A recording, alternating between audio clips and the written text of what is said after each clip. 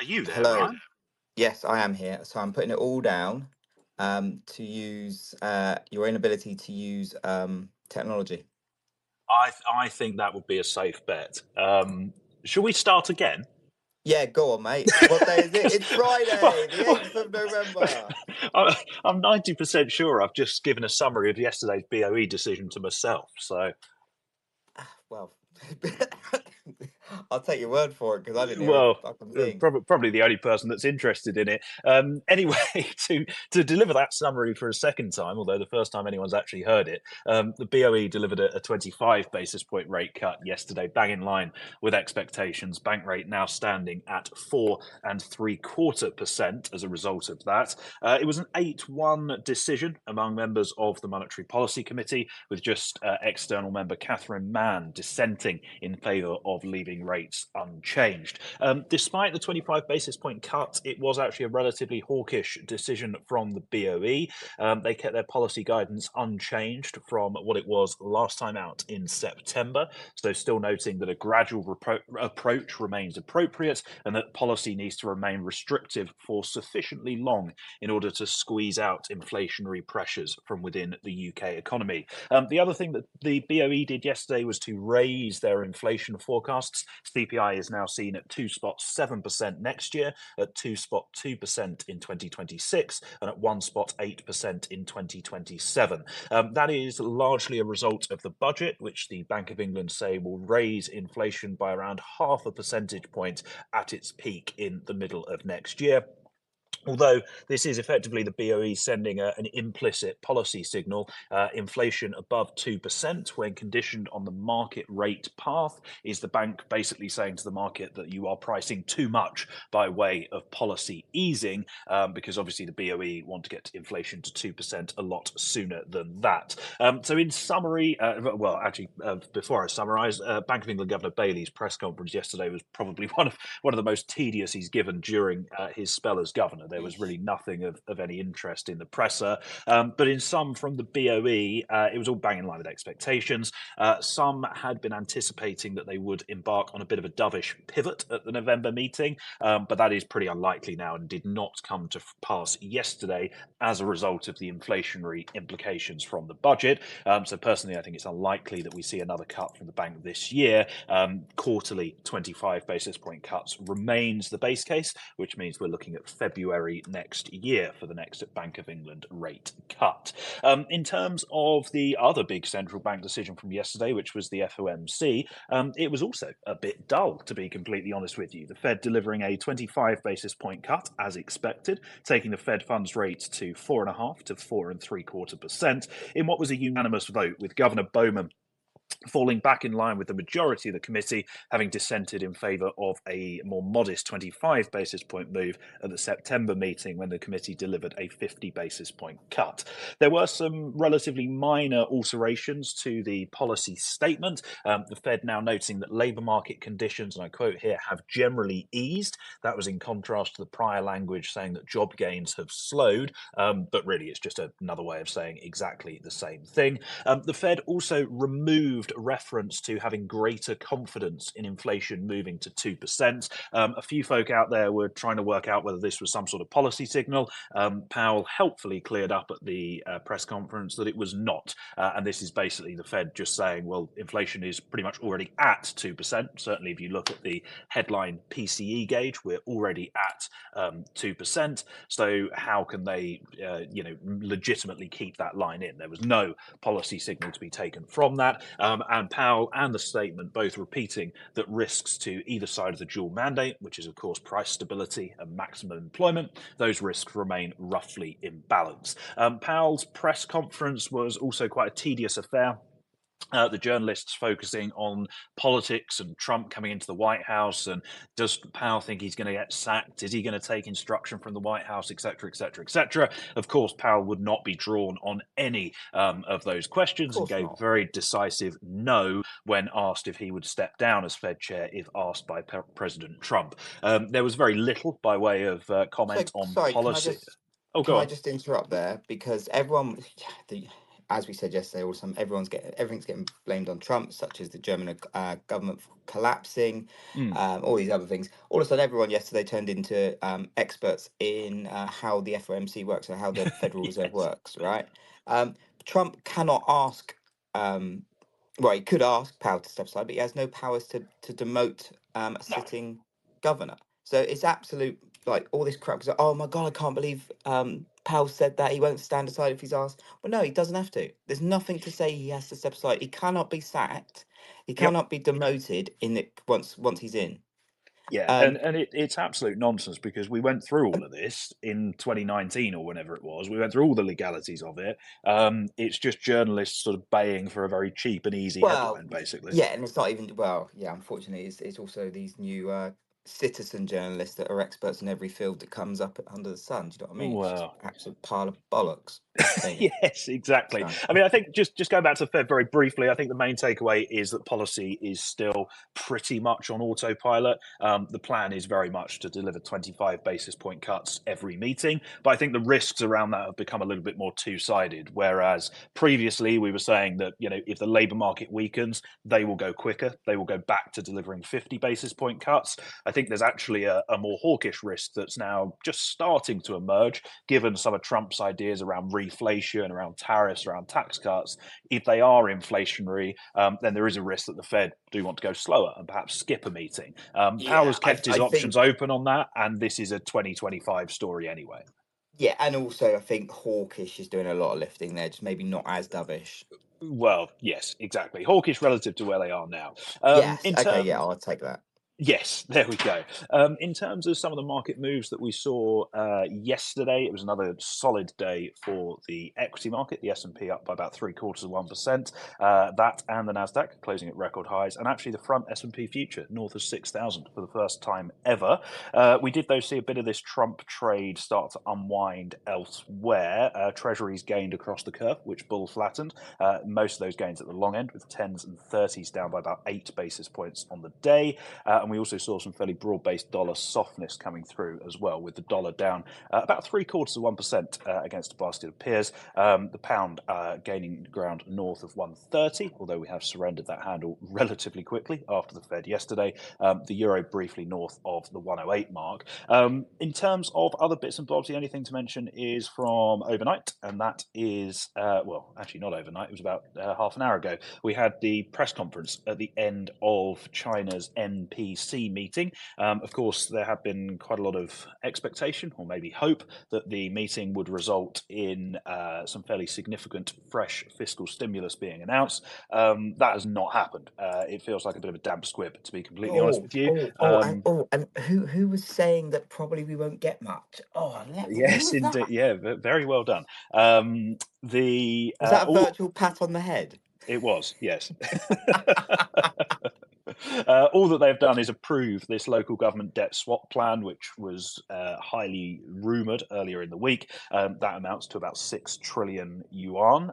They were also interestingly talking So that's about, just about just for the guy for you guide. That's about $840 billion, indeed, your mental maths is very sharp, mate. and I've wrote it down. Oh, there we go. The other thing that was a bit peculiar was that one of these sort of fiscal bods in China was talking about a very specific amount. I've lost the headline now of what he was calling hidden debt. To which I would say, well, Yes. if it's hidden, how do you know the exact amount of it? But never mind. I think the sort of big takeaway is, again, what we were talking about earlier in the week. They look to be holding back a little bit until we know a little bit more about what Trump might do, keeping their powder dry somewhat, and then maybe we get more in the new year. But certainly, the market for now feels very underwhelmed by that one. Well, just to carry on then from on China, for a couple of headlines from our dear friend Zach, who helps us, well, actually puts together, compiles the overnight news roundup that PIQ put out. Definitely subscribe to that if you want Zach coming in your inbox every morning. But yeah, so China stocks and yuan were getting torched as we just came on air after China announced this local government swap, debt swap in its press conference, once again providing further stimulus particularly focused around consumption. Um, However, the finance minister in the Q&A that followed, which happened whilst Michael was talking, this is how on the ball we are here. He has said that they will roll out new policy measures um, to support property market and to implement more forceful fiscal policy in 2025, and will soon issue special sovereign bonds to replenish capital of big state banks. Now, this, yeah, I'm going to take a win when I get a win. I called this 2 weeks ago, and I said there's very unlikely anything's going to happen because they're going to want to wait and see exactly what Trump's reactions are and what he comes out and does rather than what he says coming into the election. Just on this whole kind of amnesty for government, local government debt, it does strike me as a very much a this is a bad debt amnesty to the local governments that have been cooking the books for some time. That's how I'm reading this, and maybe that's a good thing. Maybe they need to just clear house a little bit before they can, them stick in some proper stimulus if that ever comes. But just sticking with China briefly, the Chinese Car Association or Car Producers Association. Came out with some figures this morning saying China sold 2.28 million passenger cars in October. That's up 11.2% year on year. So a glimmer of hope for some consumption then, but obviously, one swallow doesn't make a summer and all that jazz. Moving away from China, in Germany, obviously the politics there are completely falling apart. Nothing to do with Trump before anyone says otherwise. The German opposition leader Friedrich Merz accused Chancellor Olaf Scholz of seeking to delay an early election until March purely for party political advantage, and reiterated his demand for a January vote. If you remember, or in case you've not heard, Schultz has said that they're going to do a basically vote of confidence in January. I think it was January the 15th. And Yes, it was then Jan the 15th. look at that. And then looking for, if he loses that, which he most likely will because the coalition is completely fallen apart, look to do a election in March, I believe it was. I'm sure Michael will correct me if I'm wrong. No, no, Um, just miraculously, you're right. Bosh! On this, just sticking with Germany briefly, the German economy minister, Robert Habeck, will announce his intention to run as chancellor on behalf of the Greens on Friday, with Spiegel News Outlook reporting that, He's he's, citing party sources. he's not going to win, Well, no, he's not. but Yeah, this, there's a strong argument to be made that the Green Party have caused all this. well, But God loves a trier, I suppose. hey, well, trust me, he does. Um, Moving away across the pond now, Trump plans to drastically increase sanctions on Iran and throttle its oil sales as part of an aggressive strategy to undercut Tehran's support for violent Middle East proxies and its nuclear program. On this, we just heard this morning that some more Iranian proxies, this time in Iran, have been firing some drones into Israel. The Iranian supreme leader says Iran should put an end to Israel and make a sound decision on responding to its attacks. These would be the attacks that Israel carried out weeks ago now, I believe. Um, One for the crypto bros. I can see Cam listening in. Swiss National Bank chairman was on the wires this morning saying he's wary of cryptocurrencies. One headline that the crypto bros will probably run with is he did say Bitcoin and other virtual currencies have grown I can't even say the word. Enormously, En- is that what? There we go. Enormously in recent years. That'll be the headline the crypto bros use. However, straight after that, he did say, but despite this growth, these currencies remain a niche phenomenon. Du-du-du-du. So yeah, be careful what headline you read on that one. And finally, just a quick one in equities. There was a load of results last night. Just one thing that flagged on my radar because I thought it could be cause for an interesting couple of headlines is the US President Biden and President-elect Trump might both attend the TSMC, obviously the chip makers, Arizona factory opening in a ceremony in December. That could make for some very hilarious press. Yes, And that's a lot actually, from me. funny you mentioned Biden. I don't know whether you saw his remarks yesterday, but it seemed like the most coherent he's been in the last 4 years. Oh no, I did see someone said something along the lines of, "Oh look, he's all of a sudden back to normal" or something like that. But I've not actually Well, I'm seen not, the, I'm the not, I'm clip. not sure I go as far as saying normal, but yeah, he did seem, Relatively. yeah, exactly. Anyway, in terms of the day ahead, mercifully, everyone I'm sure will be very pleased to know that there is not particularly much going on, and at the end of Oh, what has thank God. been an incredibly busy last well, 2 weeks for the market. If you just think back, we've obviously had the budget here in the UK. We had the October jobs report out of the United States, the election, the BOE, the Fed, and God knows what else besides. I would not be at all surprised if there are a lot of very tired market participants out there who are just looking to get out of town as quickly as they can today. In terms of the data docket, just to run through what is on it, there's nothing really due during the morning session. We do have a couple of data releases from North America later on. At 1:30, we have the October labour market figures from Canada. The economy expected to have added around 27,000 jobs last month, with unemployment seen ticking higher to 6.6 from a prior 6.5%. Just in terms of the framing around that, money markets continuing to price around a 6 in 10 chance that the Bank of Canada deliver a second straight 50 basis point cut at their December meeting. Of course, that pricing will be closely watched, although, of course, it is worth caveating that we do have the November jobs data before that BOC meeting. The only other notable data point today comes in the form of the preliminary read on consumer sentiment from the University of Michigan. That index expected broadly unchanged from the prior at 71 from a prior 70.5. Not entirely sure on the survey period for that data, but I would imagine it probably won't include the election result that we had earlier in the week. No notable earnings on the docket today. Actually, as you alluded to earlier, Ryan, earnings season, after that slight deluge we had yesterday, the volume of earnings does quieten down now until we hear from Nvidia in a couple of weeks' time. But there are going to be a few central bank speakers on the wires. We're due to hear from the Fed's Bowman and Musalem, along with the ECB's Vujicic and Panetta, and the BOE chief economist Hugh Pill will be speaking as well. And of course, the other thing just is that markets are still looking for the final result in terms of the House of Representatives. I think I read this morning there's about 25 seats that are still left to be counted or declared, and the Republicans need to win 8 of those in order to retain their House majority. It does look very, very likely that that is indeed going to happen, but of course we just await confirmation of that, which may come today or it may take a little bit longer. But that is your lot for this morning and for this week. Well, not quite, Oh God. because at high noon UK time we've got the Friday fix, which myself and Alfix does, and at 3 o'clock we've got the ag market blast that myself and the Oh awesome yes, that's Angie true. does. Is this? Are you So gonna? that What bar are what? you going to be Go on, falling use your out of at words. 3 o'clock before that space? No, no, no, not planning on going into London today. No, got a Oh. big day tomorrow. It's Shian, New Squawk. It's his wedding reception tomorrow. So the plan is for me to stay sober And today. you've been invited. Because I have. I'm on the kids' table. Good God, he's a Um, brave man. no, exactly that. Exactly that. Just one thing that I just flagged on the wires, or flashed on the wires, should I say?